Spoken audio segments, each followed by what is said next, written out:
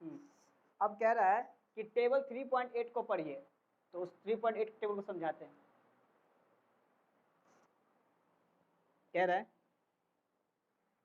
Writing the formula, किसी भी formula को लिखने का तरीका क्या होता है। We can write the formula of a compound if you know, तुम किसी भी कंपाउंड के फॉर्मूला को लिख सकते हो अगर तुम्हें वो पहले से पता हो। If you know the symbols of the element या group of its made up of. इस बात का मतलब है कि अगर आपको कोई, मान लो कोई आदमी पूछता है हाइड्रोजन, ठीक है, ये एक एलिमेंट है जिसका सिंबल क्या होता है, H, ठीक है। अब ये पूछे इसकी वैलेंसी लिखनी है तुमको, तो तुमको बोलेगा कि अगर तुमको इसका पता हो कि ये कौन से ग्रुप में आता है या कौन से पीरियड में आता है, ये ग्रुप पीरियड कहाँ आती है, पीरियोडिक टेबल में आती है, ये कौन से ग्रुप में आता है, तो क्या लिखेंगे, जो हाइड्रोजन एटम है ये या तो एलिमेंट्स लिखेंगे या इसको लिखेंगे ग्रुप। मतलब कि अगर हमें पता हो कि हाइड्रोजन कौन से ग्रुप में लाई करता है तो उसकी वैलेंसी जानना आसान है। जैसे कि एक चीज दिखा रहा हूं मैं, देखो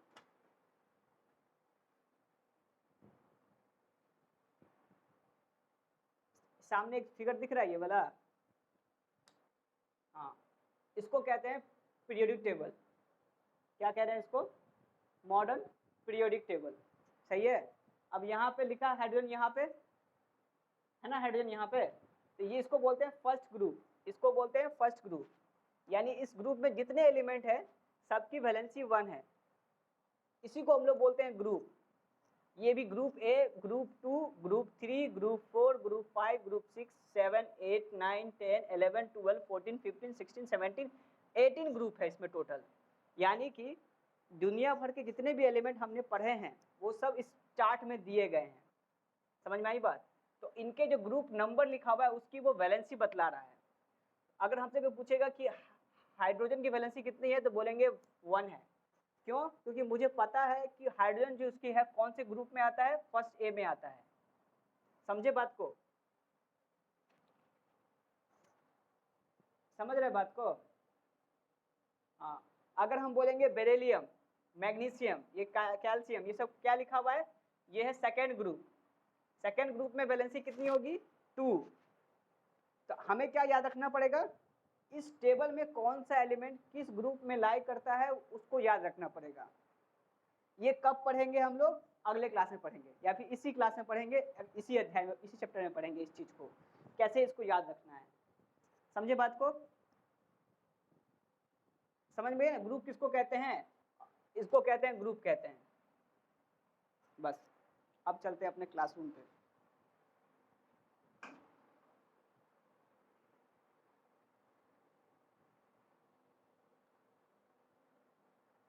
हाँ,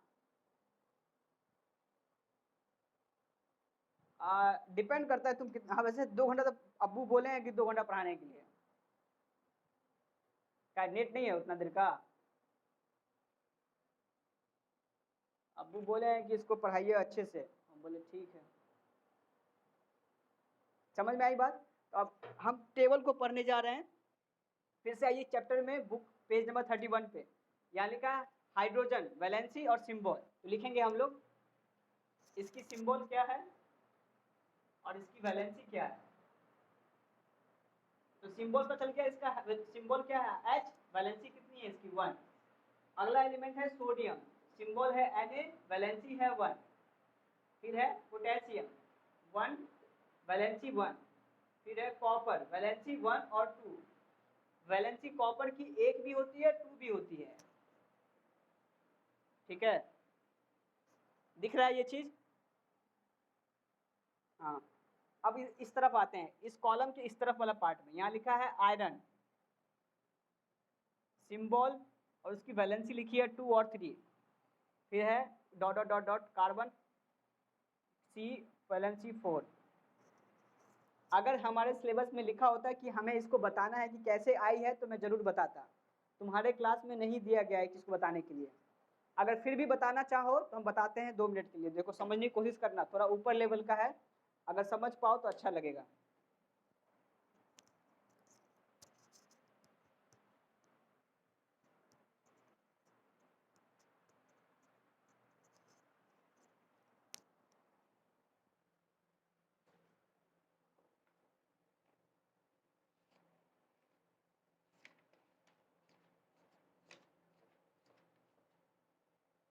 देखो ये क्या ये लिखा है, सबसे पहले जो हम लोग एटम देखे हैं ना, तो लिखा गया है बोर्ड के हिसाब से हमने पढ़ा था। ये है एनसीईआरटी की टेक्स्ट बुक क्लास 9th की, उनके मुताबिक कह रहे हैं कि सबसे पहला साइंटिस्ट था हमारे पास Bohr model of an atom, यानी कि ये जो बोर नाम का आदमी है उसने सबसे पहले डिस्कवरी की थी न्यूक्लियस के, एटम को कहाँ कहाँ क्या क्या लिखा गया है। तो उन्होंने बताया, बोर ने, पहला पॉइंट कि जो एटम होता है उसका एक न्यूक्लियस होता है। क्या होता है? न्यूक्लियस। न्यूक्लियस का मतलब होता है सेंटर। क्या होता है? सेंटर, या इसको हम लोग बोलते हैं हिंदी में केंद्र। ठीक है, यहाँ कौन रहता है? न्यूक्लियस में रहता है न्यूट्रॉन और प्रोटॉन रहता है, न्यूट्रॉन और प्रोटॉन रहता है। ठीक है, अब इसके अगला ऑर्बिट क्या कहलाता है? उसको बोलते हैं फर्स्ट सेल। सेल का मतलब होता है कक्षा, सेल का मतलब होता है कक्षा, यानी n=1 बतला रहा है कि इसका फर्स्ट ऑर्बिट बना। जैसे सौरमंडल में सूर्य एक प्लेनेट है जो कि अंदर में है, सेंटर पे है, और बाकी हम लोग नेपच्यून, अर्थ, जुपिटर, ये जितने भी प्लेनेट हैं उसके चारों तरफ चक्कर काट रहे हैं। वही समझ के चलो कि अंदर में सेंटर में सन बैठा हुआ है और हम लोग बाहर चक्कर काट रहे हैं। उनका एक ऑर्बिट बना हुआ है, हम लोग जो अर्थ घूम रहा है उसका एक ऑर्बिट है, उसी ऑर्बिट को कह रहे हैं हम लोग सेल। समझ में आई बात? हाँ, तब इस सेल में अभी इसमें क्या रहता है? अगर हम इसकी बात करें, अगर किसी एलिमेंट एटम की बात करें, तो इसमें इलेक्ट्रॉन रहता है। क्या रहता है? इलेक्ट्रॉन। ये इलेक्ट्रॉन क्या करता है? इसके अंदर चक्कर काटते रहता है, यानी ये चार्ज बॉडी होती है जिसके अंदर में इलेक्ट्रॉन रहता है जो इसमें चक्कर काटते रहता है। समझ में आई बात? और न्यूक्लियस में कौन रहता है? न्यूट्रॉन और प्रोटॉन रहता है। और इलेक्ट्रॉन कहाँ रहता है? उसके सेल में रहता है। इसके अगला सेल को क्या बोलते हैं हम लोग? n=2 सेल, यानी सेल नंबर 2। ठीक है, n=2 को बोलते हैं के सेल, n को बोलते हैं के सेल। जो पहला सेल है इसको बोलते हैं के सेल, और जो दूसरा सेल है इसको बोलते हैं एम सेल। ऐसे कितने सेल बनाए जा चुके हैं? अभी फिलहाल के लिए 4 ही सेल हम लोग जानते हैं। कौन कौन? के एल एम एन। कौन कौन है? के एल एम एन। इतने सेल हैं हमारे पास। समझ में आई बात? ठीक है,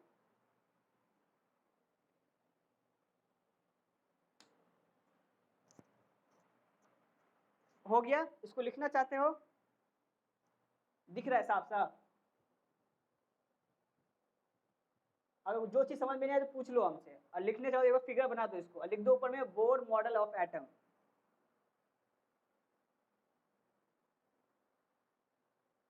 लिखो इसको कॉपी पे। जो चीज हम बता रहे हैं थोड़ा ऊपर लेवल का है, लेकिन समझ में आ जाएगा ना अभी, तो लाइफ टाइम याद रखोगे हमको।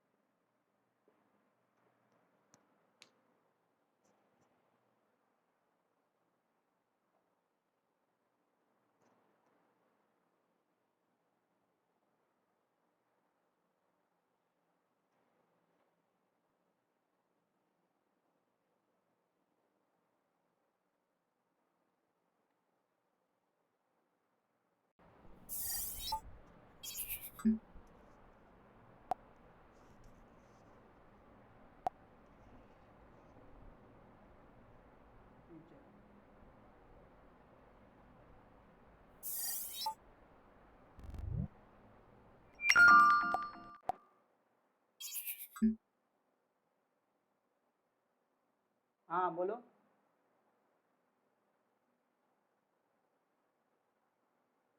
बीच में न्यूक्लियस लिखा है, NUCLEOUS।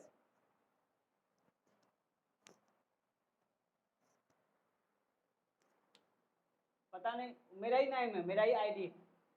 अभी हम जो ज्वाइन हुए हैं ना, मेरा ही आईडी से 2 बार ज्वाइन हो गया है।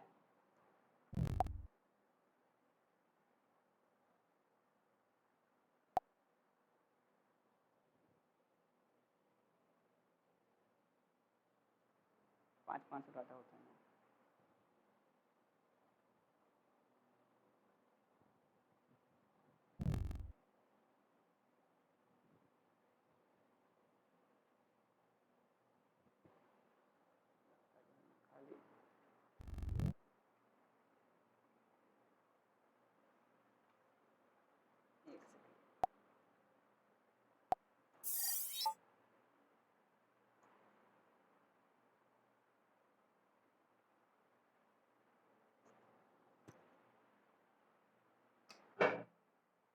दिख नहीं रहा है अब?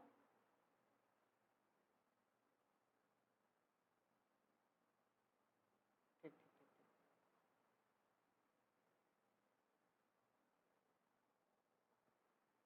यहाँ बोर मॉडल ऑफ एटम लिखा हुआ है, BHOR लिखा रहे हैं।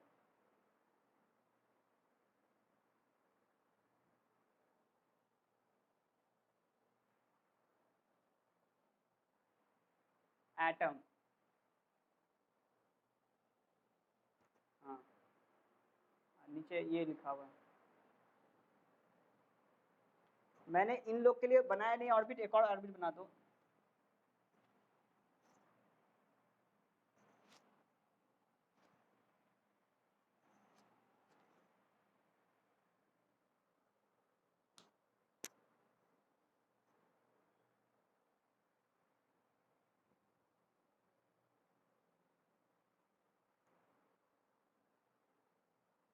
ये इसको लिखे हैं न्यूक्लियस, बता रहे हैं।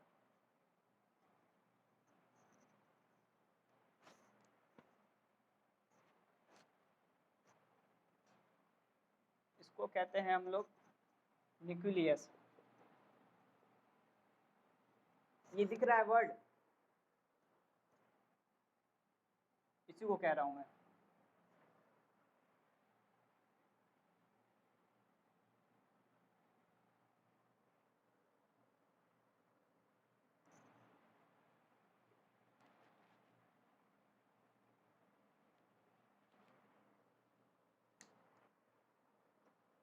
लिख लिया?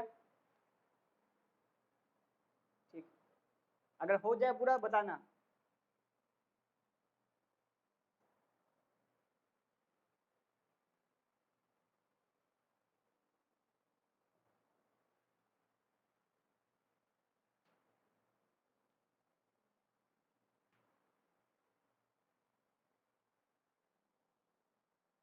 कौन झांकी मार रहा है ऊपर से? बुसरा झांकी मार रहा है कि अब्दुल अहद झांकी मार रहा है? कौन है झांकी, कौन मार रहा है ऊपर से? अच्छा अब्दुल अहद है।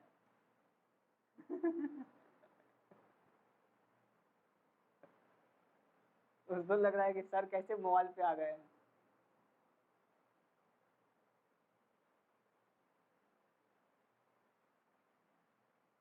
ठीक है, आगे बताएं। चलो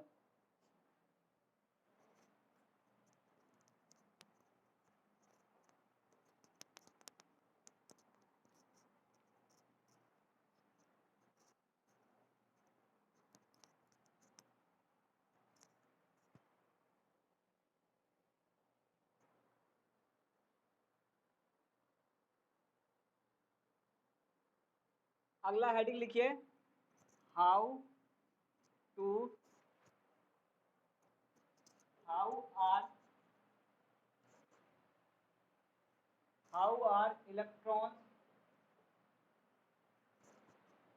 are electrons distributed distributed distributed how are electrons distributed in different orbit cell, in different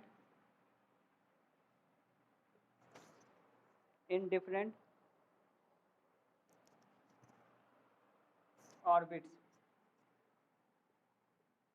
in different orbits, that is called a cell. मैंने क्या लिखा heading, how are electron distributed in different orbit of cells. इसका मतलब क्या हुआ कि हम किसी भी एटम में हम कैसे भी किसी भी इलेक्ट्रॉन को कैसे डिस्ट्रीब्यूट करते हैं उनके ऑर्बिट में। ऑर्बिट का मतलब उनके सेल में, सेल का मतलब उनके कक्षा में। तो हम लोग कैसे डिस्ट्रीब्यूट करेंगे उनको, उसको आज समझेंगे हम लोग को। ठीक है, हेडिंग लिखिए कॉपी में,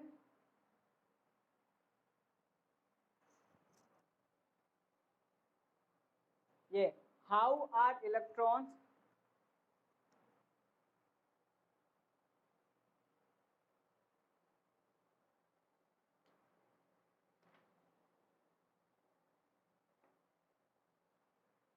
distributed, D-I-S-T-R-I, distributed, D-I-S-T-R-I-B-U-T-E-D, how electron distributed in in different orbits, in different, D-I-F-F-E-R-E-N-T, different orbits, O-R-B-I-T-S, different orbits or cells.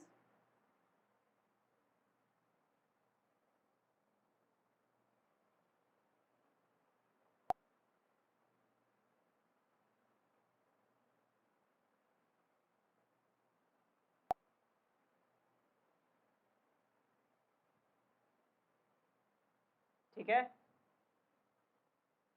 हाँ आगे पढ़ते हैं। इसमें लिखिए फर्स्ट पॉइंट, फर्स्ट पॉइंट लिखिए, the maximum number of, the maximum, हाँ 45, the maximum number of electron, the maximum number of electron, हम इस चीज को ना लिखवा देंगे, हम फोटो खींच के भेज देंगे। ठीक है, बस तुम समझो बोर्ड पे, इतना लिखो मत, बस समझो हम बोलना क्या चाहते हैं। ठीक है, बस समझो, बस इतना लिखोगे तो इतना टाइम ना है।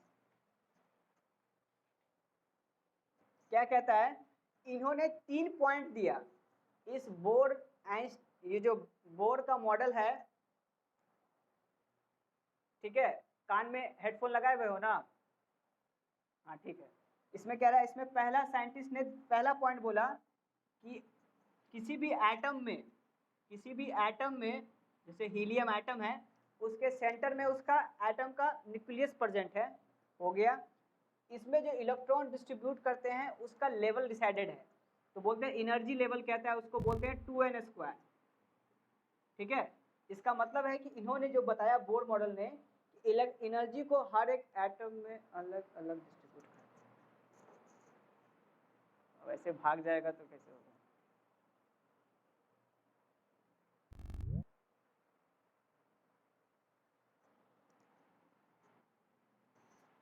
हाँ पूरा साफ दिख रहा है, ताज्जुब है, ऐसा कैसे हो गया भाई। हाँ अभी नेट अच्छा स्पीड पे है, नेट एकदम पिकअप है। तो जी ध्यान से समझिए को, तो हम लिख रहे हैं, आप जो लिखने जा रहे हैं वो है इलेक्ट्रॉनिक डिस्ट्रीब्यूशन। किसका है इलेक्ट्रॉनिक डिस्ट्रीब्यूशन, किसका, एटम का। लिखते हैं, हाइड्रोजन के लिए एटॉमिक नंबर 1 होता है, उसको लिखते हैं एक डॉट की तरफ से। नेक्स्ट एटम होता है हीलियम, इसका एटॉमिक नंबर होता है 2, तो उसके लिए लिखते हैं 2 डॉट। ठीक है, नेक्स्ट है लिथियम, इनके पास एटॉमिक नंबर होता है 3, तो उसको लिखते हैं हम लोग एक ऑर्बिट में 2, और नेक्स्ट ऑर्बिट बनाते हैं उसमें लिखते हैं 1 और 3। फिर आता है चौथा बेरिलियम, इसका ये न्यूक्लियस है, ये न्यूक्लियस है, ये न्यूक्लियस है, और ये क्या कहला रहा है, इसका फर्स्ट सेल है। तो फर्स्ट सेल में कितना है इसका, ये हम क्या बना रहे हैं, इसको बोलते हैं इलेक्ट्रॉनिक डिस्ट्रीब्यूशन। ठीक है, तो अगर पहले सेल में 2 है हीलियम के लिए यहाँ पे 3 है, यहाँ पे 4 है,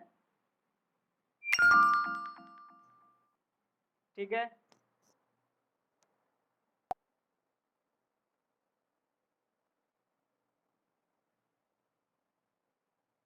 इतना याद रहेगा।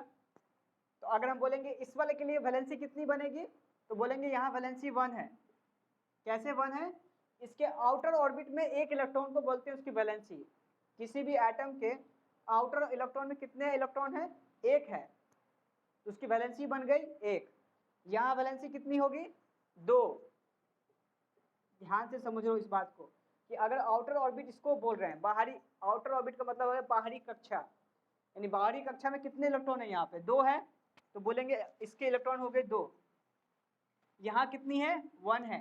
यहाँ कितनी है? 0 है। और यहाँ कितनी है? तो बोलेंगे 1 है। ये कहलाती है वैलेंसी। समझ में आई बात? अगर हम इससे आगे की बात करेंगे तो अब भी कर सकते हैं। फिलहाल इतना समझ में आया? हाँ, इससे भी इतना ही रखते हैं आज। अगले फिर आते हैं टेक्स्ट बुक में। इस चीज को आगे नहीं बढ़ाएंगे, बस टेक्स्ट बुक पढ़ेंगे आगे, ठीक है। अब आप जो टेक्स्ट बुक पे आ जाओ।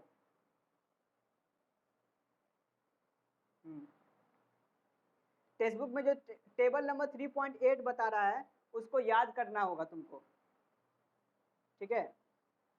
हाँ, ये valency of some common element and groups, किसकी वैलेंसी कितनी है, उसके कितने ग्रुप्स हैं, इनको याद करना होगा खुद से।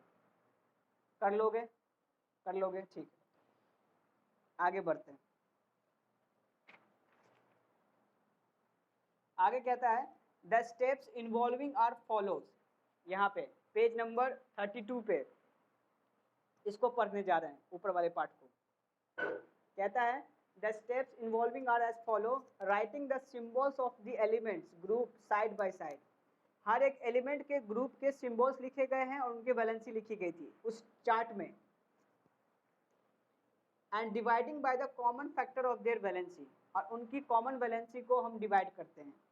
The interchanging the number obtained and write them to a base and subscript to get the formula.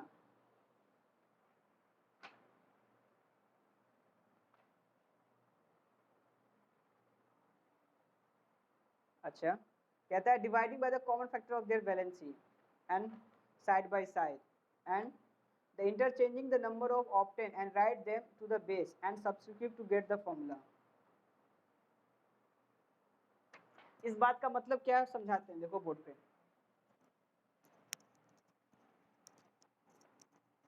हाँ हाँ, नहीं, संडे को क्या पढ़ाएंगे, संडे को छुट्टी रहेगी। लेकिन अभी छुट्टी की है ना पिछला वीक में 7 दिन, तो संडे को क्लास होगा उसके हिसाब से, कुछ संडे तक क्लास होगा। पिछला सप्ताह छुट्टी था ना हमारा। अगर तुमको जाना है नानी की तरफ तो जा सकते हो, छुट्टी है फिर उसके लिए। अगर छुट्टी नहीं चाहो तो पढ़ना चाहो तो पढ़ सकते हो, तुम्हारे ऊपर है। हाँ, अगर नानी यहाँ जाना है तो जा सकते हो, कोई दिक्कत नहीं है। हम अब्बू को कुछ नहीं बोलेंगे, चिंता नहीं करो, ठीक है। इसका मतलब होता है जैसे कहते हैं सल्फेट है, सल्फेट दिया है SO4, इसकी वैलेंसी दे रखी है, वैलेंसी दे रखी है 2। इसका मतलब क्या है कि सल्फेट के साथ कितने ऑक्सीजन जुड़े हुए हैं? 4, तो लिखे हैं सल्फर, और जुड़े हैं ऑक्सीजन 4।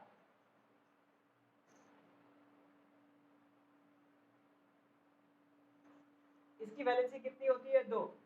अब हमको ये कहना क्या चाह रहा था कि किसी भी कंपाउंड में अगर उसकी वैलेंसी यहाँ पे नहीं शो की गई है तो उसको यहाँ लिख सकते हैं।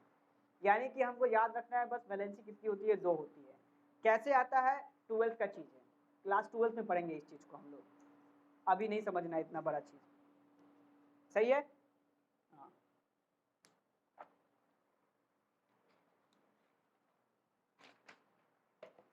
आगे पढ़ते हैं।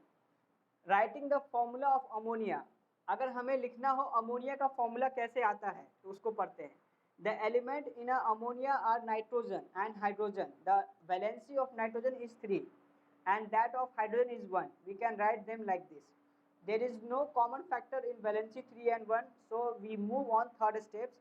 the interchanging the valency, writing them the subscript, we get the formula of ammonia like NH3. We can write the formula of ammonia like this. देखो ध्यान से, देख रहे हो ना, क्लास हो ना? हाँ, अब देखो अमोनिया को बोलते हैं NH3, अमोनिया। ये कैसा होता है? लिक्विड केस में होता है, मतलब नीला नीला पानी रहेगा। कैसा रहेगा? नीला नीला पानी, उसको बोलते हैं हम लोग अमोनिया। बार बार इसका कंपोजिशन देखा गया, केमिकल का फॉर्मूला देखा गया, तो वो है नाइट्रोजन ऐसे, हाइड्रोजन, हाइड्रोजन और हाइड्रोजन। इस शेप को बोलते हैं ट्रायंगुलर शेप है। इसकी वैलेंसी क्या बोलेंगे? बोलेंगे वैलेंसी 3 है। अब वैलेंसी 3 क्यों है? क्योंकि इसके साथ 3 हाइड्रोजन जुड़ा हुआ है, एक ऊपर, एक इधर, एक इधर, इसलिए इसकी वैलेंसी कितनी है? 3 है। इतना क्लियर है? याद रहेगा ना? क्योंकि वैलेंसी कितनी 3 इसलिए हुई, कितना बॉन्ड बना रहा है ये? 1 बॉन्ड, 2 बॉन्ड, 3 बॉन्ड। बॉन्ड मतलब हाथ से हाथ जोड़ के खड़ा है, ये इसके साथ हाथ पकड़े हुआ है, ये इसके साथ हाथ पकड़े हुआ है, ये इसके साथ हाथ पकड़े हुआ है। अब ये हाथ कैसे पकड़े हुआ है? क्योंकि यहाँ पे 3 लिखा हुआ है कि किसी भी नाइट्रोजन के साथ, एक एटम नाइट्रोजन के साथ अगर 3 हाइड्रोजन जुड़े हुए होंगे तो उस केस में उसकी वैलेंसी होगी 3। समझ गए बात को? बहुत जरूरी। आगे पढ़ते हैं। यहाँ पे writing the formula of aluminium, aluminium sulphate.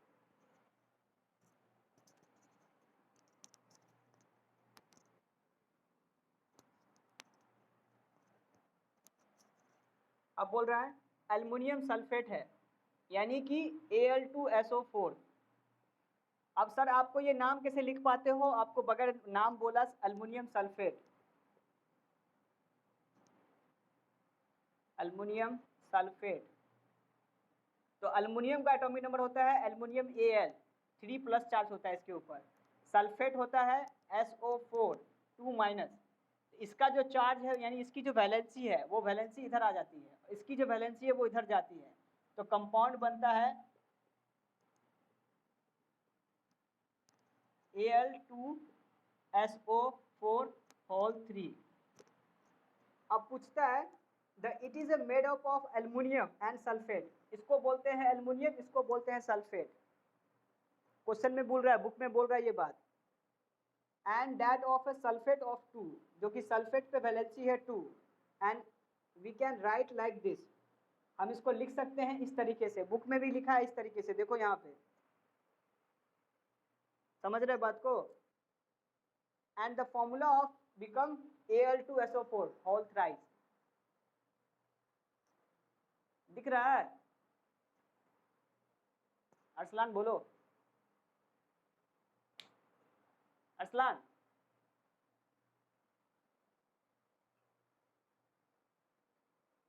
कुछ बोल ही नहीं रहा है। The notice that the group contains 2 and more atoms. That group of atom is put in a bracket and the number written in the bracket subscription to the right hand side of bracket. क्या कह रहा है किताब कि इन दोनों compound को लिखो साथ में, और ध्यान रखो जो इसकी वैलेंसी है उसको ब्रैकेट के उस तरफ लिखो। यानी कि अगर मुझे इसको बनाना हो तो ऐसे लिखेंगे, ये जो एल्युमिनियम के है तो लिखेंगे Al, और वैलेंसी कितनी है इसकी? 2 है। ये 2 इधर मल्टीप्लाई हुआ तो 2 बना यहाँ, और ये जो 3 वैलेंसी है, ये 3 इसके बाहर लिखेंगे तो लिखेंगे SO4, ब्रैकेट देंगे और 3 लिखेंगे। ऐसा हम नहीं बोल रहे हैं, किताब बोल रहा है, यहाँ पे लिखा है ये बात। समझ में आई बात? तो ये ब्रैकेट क्यों पड़ा? क्योंकि इस पे वैलेंसी 3 लगानी थी हमें, इसीलिए हमने ब्रैकेट लगाया। समझ गए? अब आगे पढ़ रहे हैं हम लोग केमिकल इक्वेशन के बारे में। देखो कहता है द एलिमेंट्स और compound that take part in a chemical change और chemical reaction are called reactant. यानी किसी भी रिएक्शन में, कोई भी केमिकल रिएक्शन होता है तो उसमें कुछ रिएक्टेंट रिएक्शन में पार्टिसिपेट करता है, जिससे कोई आदमी प्रोडक्ट बनता है, जिसको पार्टिसिपेट को कहते हैं रिएक्टेंट। इसका क्या मतलब है?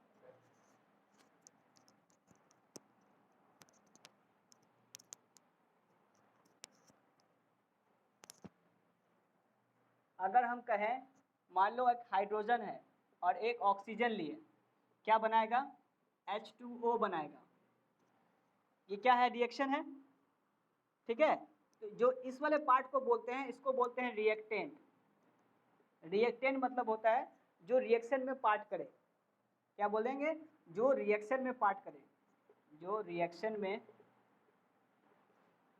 पार्टिसिपेट करे, पार्टिसिपेट करे, उसको कहते हैं रिएक्टेंट। उसको क्या कहते हैं? रिएक्टेंट। और जो बनता है उसको क्या बोलते हैं?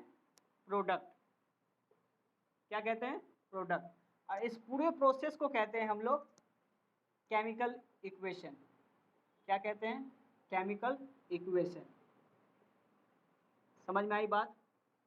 तो कोई पूछेगा केमिकल रिएक्शन क्या होता है या केमिकल इक्वेशन क्या होता है, तो बोलेंगे in which reaction the reactant will combine to form a product is known as chemical equation. समझ गए बात को? हाँ, वेरी गुड। आगे पढ़िए इस टॉपिक को, खुद से पढ़ो, एक बार रीडिंग दो इसको। जरूरी है, क्लास 10th में यही आने वाला है, क्लास 8 में यही आने वाला है, इसलिए इसको पढ़ना जरूरी है।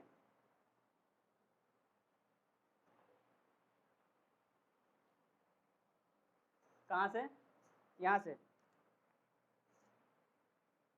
केमिकल इक्वेशन हेडिंग है ना, वहीं से पढ़ दो ना। हाँ, केमिकल इक्वेशन पढ़ना है।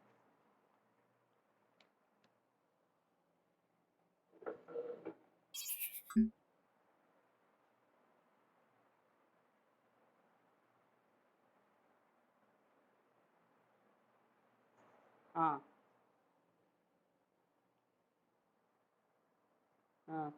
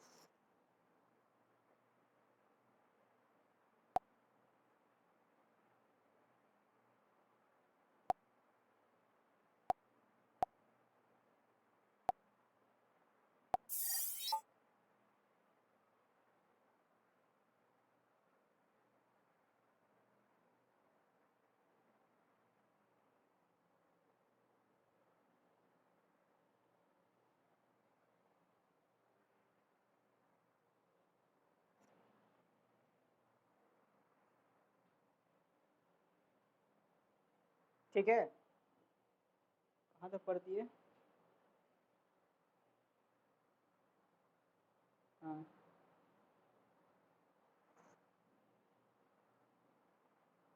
अच्छा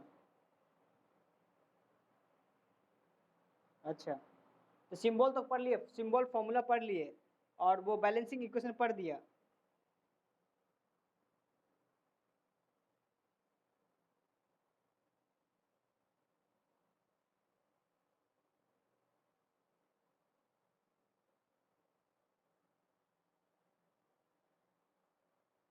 हो गया, बस हो गया, छोड़ दो, समझ में। अब कहता है, इसमें कह रहा है the chemical compound that take part in chemical changes. जो भी केमिकल कंपाउंड होता है वो रिएक्शन में पार्टिसिपेट करता है, जिसमें केमिकल चेंज होती है। जैसे कोई सब्जी हम लोग मार्केट से खरीद के लाते हैं और उसमें हम लोग आग पे पका के, मसाला डाल के हम लोग पका के खा जाते हैं, तो वो जो पका लेते हैं किसके वजह से? केमिकल चेंज होता है उसमें। पर क्या करते हैं हम लोग? उसको टेम्परेचर देते हैं, मतलब हम लोग गैस जलाते हैं, खाना पकाते हैं, हीट देते हैं, तो वो चीज़ ना, सब्सटेंस गलता है, तब वो हमारे लिए फूड बन जाता है। समझ गए? The arrangement of the element from a new compound is called reaction. और ये जो नया कंपाउंड बनने का तरीका कहलाया, जिसको हम लोग बोलते हैं chemical reaction. There are called products, जिसको हम लोग कहते हैं प्रोडक्ट है। द केमिकल इक्वेशन और simply equation show the result of chemical reaction in which the reactant and product are represent by the symbols. यानी कि किसी भी केमिकल रिएक्शन में कुछ रिएक्टेंट होगा, कुछ प्रोडक्ट होगा और कुछ रिजल्टेंट प्रोडक्ट बनेगा। तो इसमें साथ में लिखने का तरीका क्या कहेगा, बीच में प्लस डालो अगर 2 रिएक्टेंट है तो, और बनने के बाद अगर 2 प्रोडक्ट बनेगा तो फिर यहाँ प्लस देना पड़ेगा। इसको बोलते हैं LHS साइड, इसको बोलते हैं RHS साइड। दोनों लिखना पड़ता है और बीच में एरो का मार्क होना चाहिए। ये बतलाता है कि एरो के लेफ्ट में जो है उसको रिएक्टेंट कह रहे हैं, एरो के जो राइट में है उसको प्रोडक्ट कह रहे हैं। अब कहता है between the reactant and product is place with arrow sign और इक्वल टू साइन। दोनों की तरफ में हम लोग एरो साइन लगाते हैं। Between the reactant and written in the left hand side arrow, product right hand side arrow. यहाँ क्या एग्जाम्पल दिया है, आयरन और सल्फाइड का। तो लिखेंगे हम लोग, अगर हम लिए आयरन और सल्फर तो क्या बना देगा, आयरन सल्फाइड, बस। The representing the chemical changes in which into the reactant with a sulfur to form iron sulfide। इस रिएक्शन में जो रिप्रेजेंट करता है किसी भी केमिकल चेंज को, जो कि आयरन रिएक्ट करता है सल्फर के साथ और क्या बनाता है, आयरन सल्फाइड बनाता है। अब ऐसे कई सारे कंपाउंड दे रखे हैं, उनके नाम याद करना है, ये सबक है, होमवर्क है तुम्हारे लिए।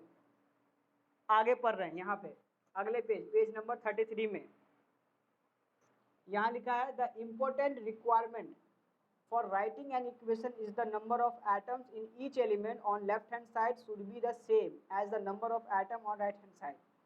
इसके कहने का मतलब है किसी भी केमिकल इक्वेशन में, रिएक्शंस में जितना LHS होगा उतना ही RHS होना चाहिए, दोनों तरफ नंबर ऑफ एटम्स इक्वल होने चाहिए। We know that the water can be broken into the constituent element and hydrogen and oxygen। हम पहले भी जानते हैं किसी भी एटम को हम लोग तोड़ते हैं उनके कंस्टिट्यूएंट एलिमेंट में, यानी कि हाइड्रोजन और ऑक्सीजन में। Let us learn how to write the correct equation.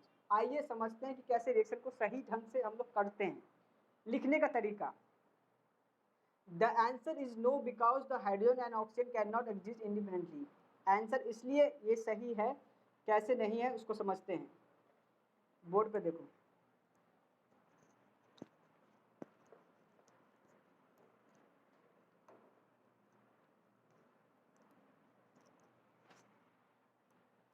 कह रहा है अगर हम लिखना चाहें इस तरीके से, H2O लिखे, एरो मार्क किए और इधर लिखे हाइड्रोजन और लिखे ऑक्सीजन, ये क्या बतला रहा है कि यहाँ पे, अरसलान देख रहा है बोर्ड पे, हाँ, तो अगर H2O है और H और ऑक्सीजन है तो बोलेंगे यहाँ पे ये कितनी बार एटम है, इसमें 2 हाइड्रोजन के एटम है, और यहाँ कितने हैं, 1 है हाइड्रोजन के एटम, और यहाँ कितने हैं, 1 ऑक्सीजन के एटम।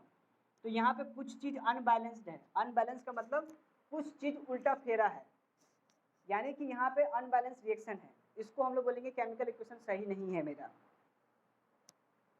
ये वाला पेज,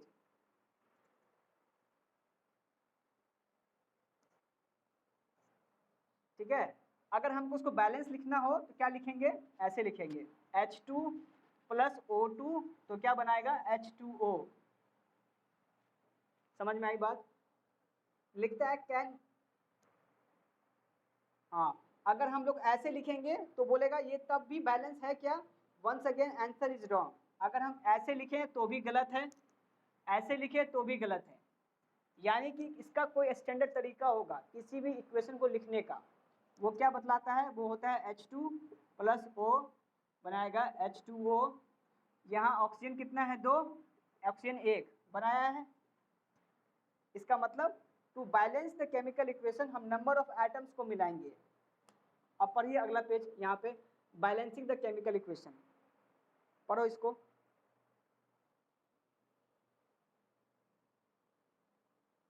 हाँ,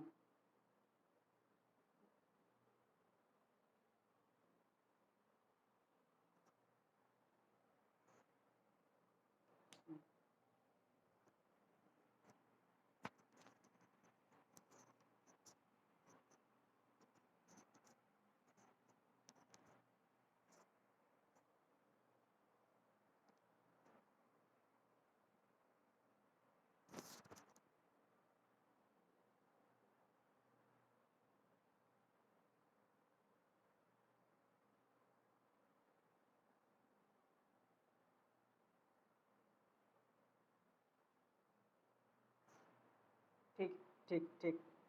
अब इसका क्या मतलब है समझिए। ये कहता है बैलेंस्ड केमिकल इक्वेशन। इसका मतलब हुआ कि हमें इक्वेशन को बैलेंस करके बताना है। जैसे कि मान लो N2 है और फिर ले रहे हैं H2 ले रहे हैं, तो क्या बनाता है, NH3 बनाता है। ठीक है, अगर हम ये लिख रहे हैं क्या ये बैलेंस है?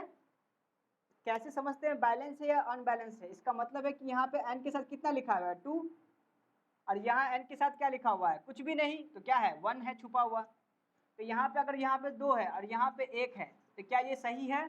नहीं सही है। अगर यहाँ 2 है तो यहाँ भी 2 होना चाहिए, इसका मतलब ये अनबैलेंस्ड है। समझ गए? अगला एग्जाम्पल,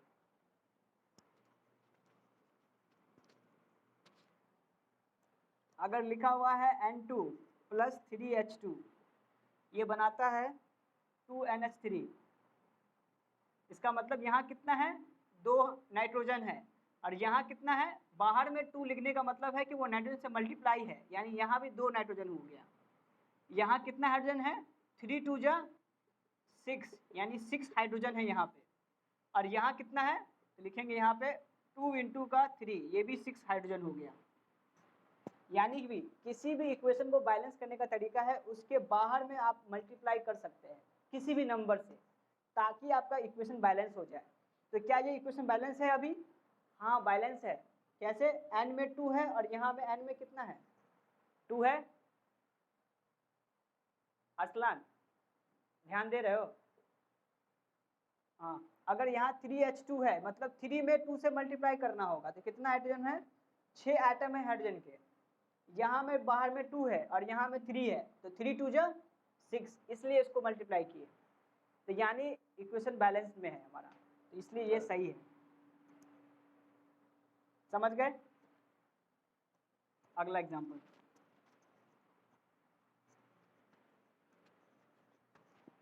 अगला कहता है sodium react with hydrogen water. Sodium react with water, क्या बनाएगा, सोडियम हाइड्रोक्साइड और हाइड्रोजन। अब देखो ये क्या है, वाटर है। अब वाटर क्या होता है, ये 2 चीज से मिलके बना होता है, एक होता है H2 और एक होता है O2। तो क्या बनता है, H2O। ठीक है, ये बैलेंस इक्वेशन है। अब इसमें हम लोग क्या बोलते हैं ना, ये जो H2O होता है इसको हम लोग कहते हैं, इसके 2 मॉलिक्यूल्स होते हैं। क्या क्या होते हैं, एक होता है H प्लस और एक होता है OH माइनस। कैसे, H2O है मतलब H कितनी बार, 2 बार, एक बार यहाँ एक बार यहाँ। ऑक्सीजन अकेले है तो ऑक्सीजन अकेले है। यानी कि अगर वाटर को मॉलिक्यूल को तोड़ना है तो वो 2 पार्ट में टूटेगा, एक हाइड्रोजन के साथ और एक OH के साथ। इसको बोलते हैं हाइड्रोजन आयन। क्या बोलते हैं, हाइड्रोजन आयन। इसको बोलते हैं hydro oxide ion, hydro oxide ion. इसका नाम हाइड्रोजन ऑक्साइड क्यों पड़ा, क्योंकि यहाँ पे ऑक्सीजन साथ में है। इसको केवल हाइड्रोजन आयन इसलिए बोल रहे हैं क्योंकि यहाँ पे अकेले हाइड्रोजन ही प्रेजेंट है। समझ गए बात को? अब इसको क्या होता है, जब ये सोडियम आता है ना, तो सोडियम पे चार्ज होता है प्लस का, तो ये क्या करता है, इस माइनस वाले चार्ज के साथ अट्रैक्ट करता है। ये प्लस वाला चार्ज OH के साथ अटैक करके NaOH बनाता है, जिसको बोलते हैं सोडियम हाइड्रोक्साइड, सोडियम हाइड्रोक्साइड। समझ में आई बात? और ये बचा हुआ जो हाइड्रोजन है, ये जो बचा हुआ हाइड्रोजन है, ये अकेले यहाँ बनाता है, H2 बना लेता है। समझ में आ रही है? हाँ, यही एक्चुअली में होता है। अब कोई भी टीचर इसको समझा नहीं पाता है, इसलिए लगता है केमिस्ट्री हार्ड है। हार्ड केमिस्ट्री कुछ नहीं है। समझने वाली बात है कि ये टूटा कैसे और ये बना कैसे। ठीक है, अगर चाहो तो इसको लिख लो कॉपी पे, वरना फिर कभी मिलेगा नहीं नीचे पढ़ने को। समझ गए? चाहो तो लिखना है, 2 मिनट लो, लिख लो इसको।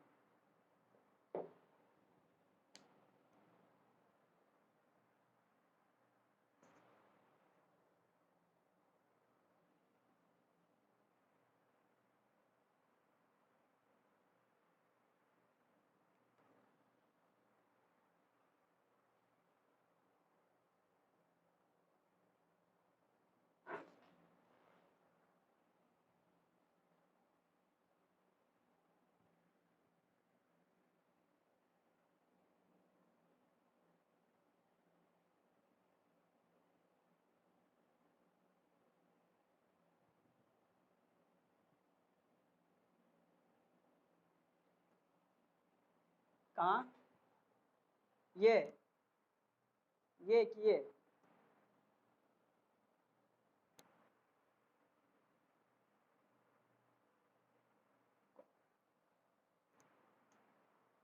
अब नहीं समझे क्या, फिर से बोलो।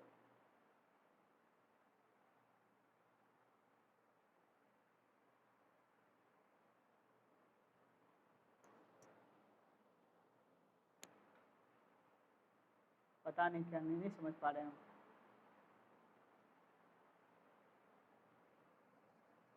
हाँ चैप्टर खत्म हो गया, लास्ट टॉपिक है, समझाएंगे एक और एग्जांपल, उसको खत्म कर देंगे। इसको समझ गया ना यहाँ पे।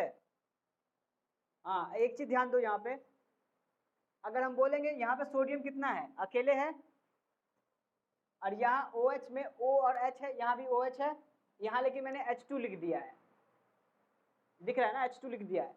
इसका मतलब ये क्या है, अनबैलेंस इक्वेशन है, इसको बैलेंस जबरदस्ती करना पड़ेगा।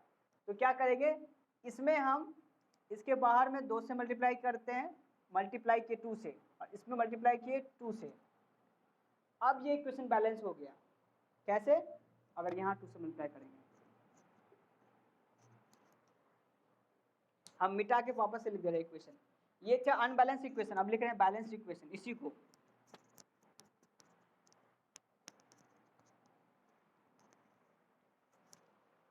इसको लिख रहे हैं 2Na प्लस 2H2O बनाता है 2NaOH प्लस H2। इसको कहते हैं बैलेंस्ड इक्वेशन। ठीक है, इसमें खास बात क्या है, अगर हम इसको लिखेंगे, थोड़ा सा ऊपर का बता रहे हैं, थोड़ा समझना है इसको। मतलब अगर हमको चेक करना है कि इक्वेशन बैलेंस है कि नहीं है, कैसे चेक करते हैं, देखो देखो इसको, एलिमेंट्स LHS RHS, एलिमेंट इसमें सोडियम है, हाइड्रोजन है, ऑक्सीजन है, तो लिखते हैं सोडियम। यहाँ कितनी बार, 2 बार, यहाँ कितनी बार, 2 बार। हाइड्रोजन, एलिमेंट का नाम हाइड्रोजन,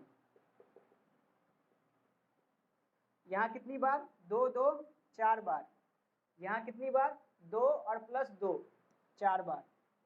इसको मैं RHS क्यों कह रहा हूँ, ये है प्रोडक्ट साइड, ये क्या है, प्रोडक्ट, और ये कहता है रिएक्टेंट।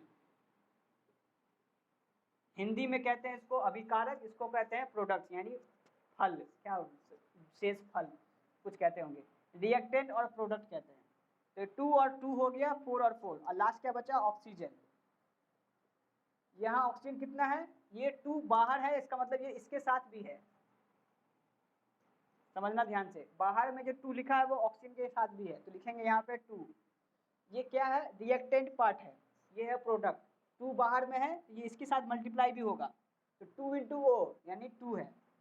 क्या सारा नंबर इक्वल है ना, इक्वल दिख रहा है ना, इसका मतलब ये रिएक्शन बैलेंस्ड है, रिएक्शन बैलेंस्ड है। समझ में आई बात, ठीक है, चैप्टर खत्म। हाँ ठीक है, कल क्वेश्चन से डिस्कस कर लेंगे, ठीक है, कल बना के आना एक्सरसाइज, क्वेश्चन आंसर हम भी रखेंगे जरा बना के, तुमको जो डाउट होगा हमसे पूछ लेना कल, ठीक। बस इतना ही, आज क्लास इतना ही रखते हैं, बंद। ठीक है अरसलान, समझ में आया ना सब चीज़, हाँ ठीक है, बाय।